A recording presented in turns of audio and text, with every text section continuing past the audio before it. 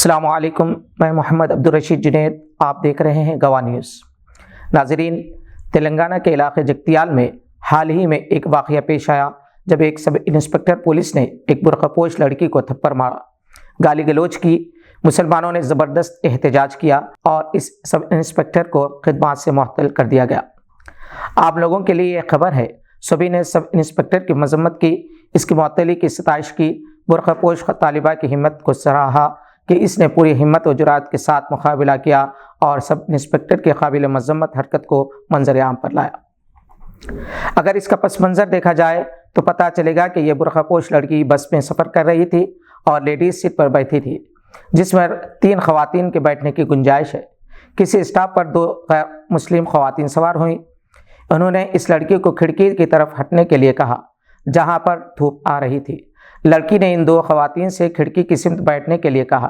دونوں میں بحث ہوئی۔ غیر مسلم خاتون تیلگو میں گالی گلوچ کرنے لگی اور اس نے فون پر کسی کو اطلاع دی اور خود جا کر پیچھے کی سیٹ پر بیٹھ گئی۔ وہاں سے بھی اس نے اپنے گالی گلوچ کا سلسلہ جاری رکھا۔ کچھ دیر بعد راستے میں سب انسپکٹر نے بس کو روکا اور برقع پوش لڑکی سے بحث و تکرار کی۔ سب انسپکٹر نے ناشائستہ الفاظ استعمال کیے۔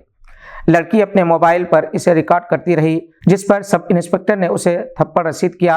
لڑکی جگتیال پہنچنے کے بعد مقامی ذمہ داروں سے اس کی شکایت کی اور انہوں نے اعلیٰ پولیس عہدیداروں سے نمائندگی کی۔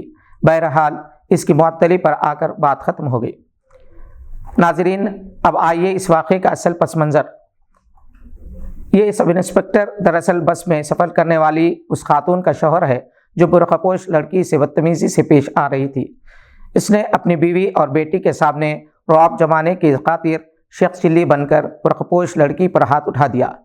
اب جب تک وہ معطل رہے گا وہ اپنی بیوی کو اس کا ذمہ دار قرار دیتا رہے گا، کیونکہ یہ عورت اپنے شوہر سے شکایت نہ کرتی، اسے طیش نہ دلاتی تو معاملہ وہیں ختم ہو جاتا اور سب انسپکٹر کو ذلت و رسوائی کا سامنا نہ کرنا پڑتا۔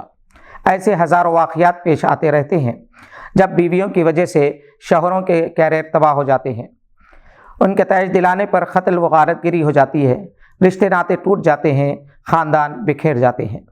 اگر آپ سنجیدگی کے ساتھ ان تمام شوہروں کے حالات زندگی کا جائزہ لیں جو اچھی خاصی زندگی گزار رہے تھے مگر کسی نہ کسی بدعنوانی یا کسی جرائم کے ارتکاب کی وجہ سے اپنے مستقبل کو تباہ کر بیٹھے، آپ کو پتہ چلے گا کہ جس طرح ہر مرد کی کامیابی میں عورت کا ہاتھ ہوتا ہے، اسی طرح ہر مرد کی تباہی میں بھی عورت کا ہی ہاتھ ہوتا ہے۔ ناشکری بیویوں کی وجہ سے شوہر نفسیاتی مریض بن جاتے ہیں اور زندگی بی پی، شوگر، ذیابیطس کے ساتھ گزر جاتی ہے۔ ہزاروں ایسے شوہر ہیں جو بیویوں کے طعنوں سے دل برداشتہ ہو کر ایسی زندگی گزارتے ہیں جس کا ہر پل موت سے بدتر ہوتا ہے، اور اکثر تو بیویوں کے ظلم سے تنگ آ کر خودکشی بھی کر لیتے ہیں۔ بے شمار اسکیمز کے لیے اگر بڑے بڑے عہدیدار جیلوں میں زندگی گزار رہے ہیں تو محض اس کے لیے بھی بیوی اور بچوں کے مستقبل کو بہتر بنانے کے لیے انہوں نے غیر قانونی اقدامات کیے۔